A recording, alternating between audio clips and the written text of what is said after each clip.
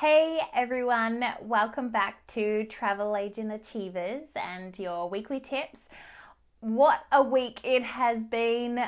Welcome to our new followers and also thank you to everybody for your support. What a week. Oh my gosh, we launched our Travel Agent Achievers podcast. You can find it in iTunes, Spotify, Stitcher. I am stoked this is finally out there. It's just another way that I can help and empower and educate travel agents across the globe, and I'm really excited. So thank you everybody for your support in helping me get the Travel Agent Achievers podcast out, and for subscribing and reviewing, and every Tuesday from now on you will be able to listen to a brand new podcast. So thank you so much, and welcome again to all of our new followers on Instagram and also here on Facebook. I'm stoked. So I'm talking about 3 things to keep an eye on in your business in your very first year. The reason why I'm talking about this today very briefly on this Facebook Live is because I received a direct message on Instagram from a travel agent who loves the idea of the podcast coming out. I've been speaking with her on a number of occasions to give her some advice and some help with her travel business. And she said to me, Roz, I would love to know, some things that we can do in our first year to get through the challenges. So I will be doing a podcast episode on this and referring to her quite a bit as we continue to talk. But I wanted to give you 3 quick tips now on things that you should be mindful of in your very first year of business.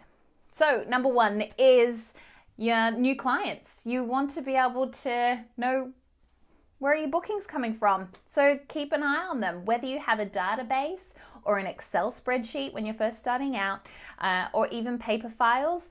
Keep a track of your new clients. Now, how do you get new clients? We're going to be doing a whole lot of stuff on this. However, networking, building relationships, building rapport, having a presence on social media. Make sure when you're on social media that it's not all specials. You are actually providing value to your clients. So those are a couple of things. So your new clients is certainly a metric that you need to keep an eye on and do more of what works. If networking or attending functions does really well for you in getting new clients, stick with it. Do more of them. Do whatever you can to get business through the front door. If your business is coming through from referrals or word of mouth, then explore that option and do a little bit more of that as well. So new clients is the first thing that you should be keeping an eye on.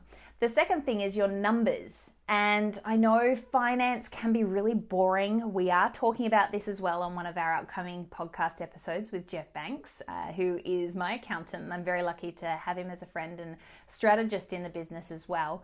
So it's the numbers and what exactly is in the numbers. You need to look at what bookings are coming in and the dollar value of those bookings, what commission is earned from those bookings, but also what money is going out. You can't be spending in your first year. You need to get creative, and creative in marketing, creative in your sales, creative in your referrals.